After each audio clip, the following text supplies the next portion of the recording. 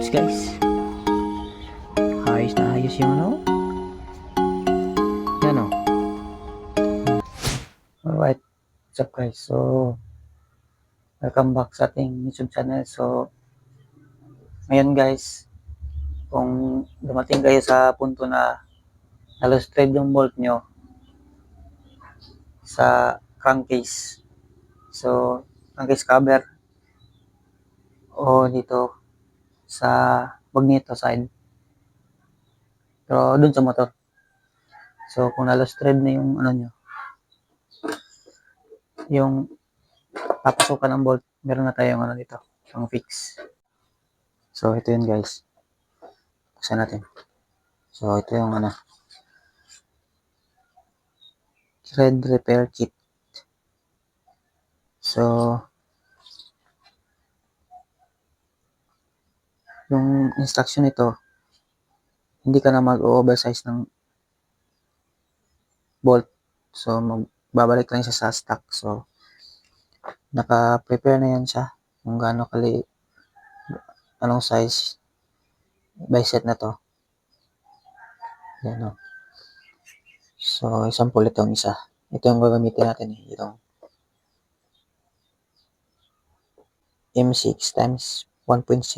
So, yan yun. Itong una is babarinahan natin. Nito. Ano to? Size nito.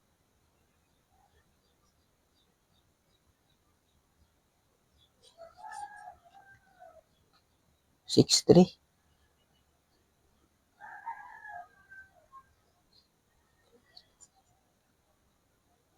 Guys, yan o. 6'3 na drill bit. Tapos itong hand tap, ano to? Hand tap. ST6 times 1. 6 times 1. Yan. So, ito yun. Tapos, yung nut niya, ito yun. So, bali yung thread na gagamitan natin ito. Pwede lang sample isa. So, yung motor na, andun yung motor. You know? Nakabaklas na yan. So, dalawang thread yata. Titirahin natin ngayon. So, ito yun. Tapos yung nut, ito yung nut sa crankcase cover. Ito, kunin natin to. So, yan yun, oh. Yan, oh. Gulay. Yan, oh. Sokyan natin sa thread. So, yan, oh. So, ito yung gagamitin. Nakaset na yan. Tapos, lalagyan mo ng thread lock dito bago mo ikabit. So, ngayon, magdi-drill muna tayo. So, tara. Let's go. Ito yung nut na i-back to stock natin. So, tignan nyo. Yan o, pasok na o. So, ganito lang kalayo yung i-drill natin o. So, dito yan. Bigyan natin yung weight. Dito lang. Yan. So, yan yun. So, ito yung tools natin. Yung repair kit. Yan o. So, yung gagamitin natin, ano, itong 6.1 M6 times 1.1. So, ito na, nakaset na siya. Ito. Tapos yung nut, ito. Itong nut. Yan. So, isa lang. So, yan o. I-try muna natin kung kasya ba.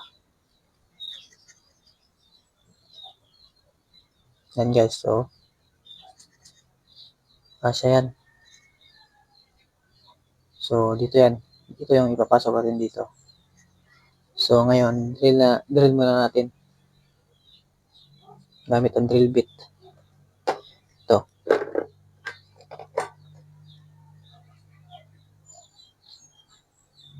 Drill bit. Pagtapos mag-drill,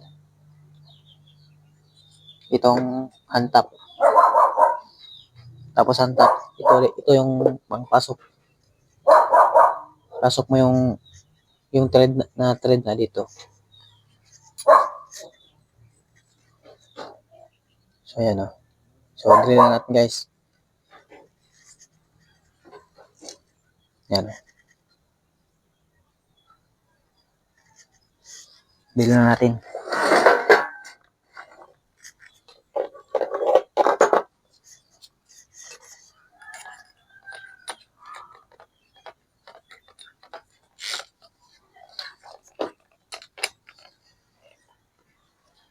So, hindi masyadong malalim. Ganito lang.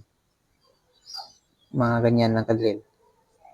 Kasi maliit yung nut na ipapasok natin. So, tara. Drill na natin.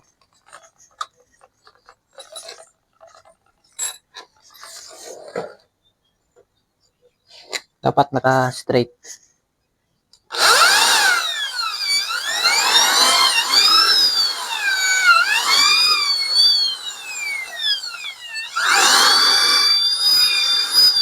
Yan. Tapos, sprayan natin ng pampadulas. Para matanggalan yung mga bolt sa loob. Yan o. Tapos, yung hand tap. Ito.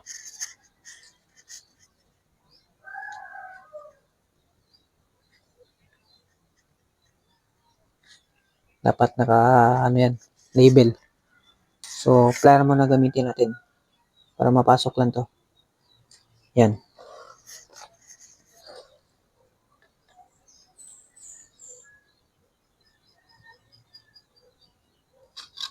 Dapat yan. Patas talaga.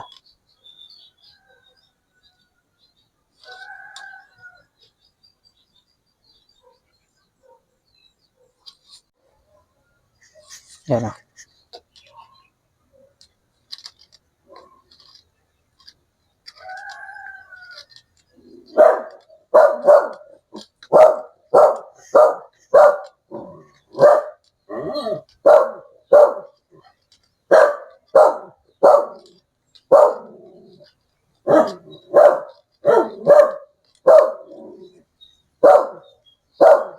Yan guys. So, yan guys. Natuloy na guys. Tingnan nyo guys.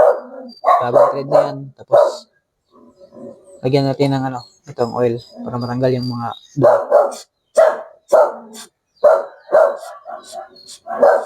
Yan o. So, sunod, pasok natin yung itong nut.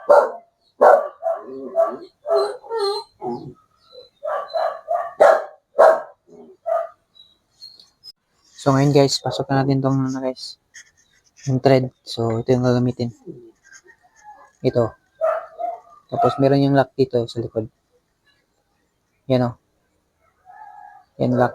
Ito rin yung para matikot mo. So, ganyan lang. Papasok.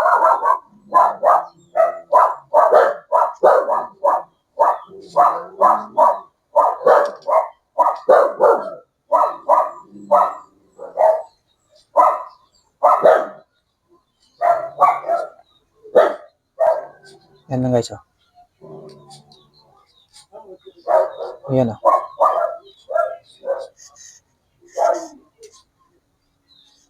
Yan guys, So, dapat malabel siya dito.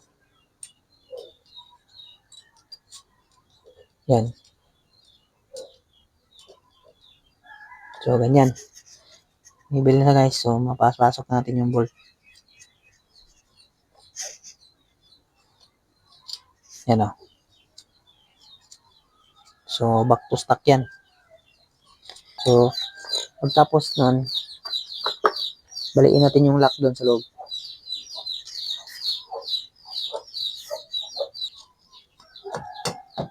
Yun. Yun guys, bali na yan guys. So, spray natin para lumabas.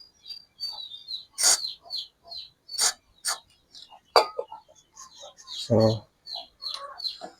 yun na. All goods na guys. Yan o. Back to stock na yan o. Ngayon.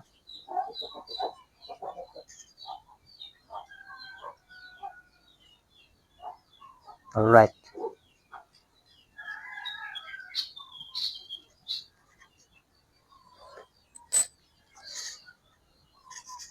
So, ito yung loob niya guys. Pakita ko ninyo. Yan o. Bagong thread. Yan o. Kasama ibang ano. So, ito yan lang yan. Thread repair kit sa Shopee. Alright. Alright guys, testingin natin itong ikabit. Ito yung na-thread na bago. Yan o.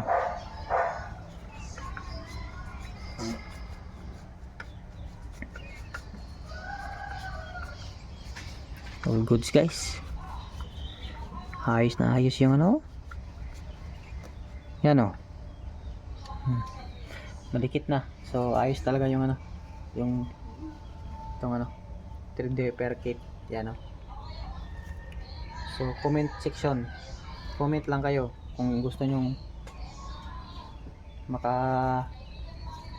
gusto nyong bumili.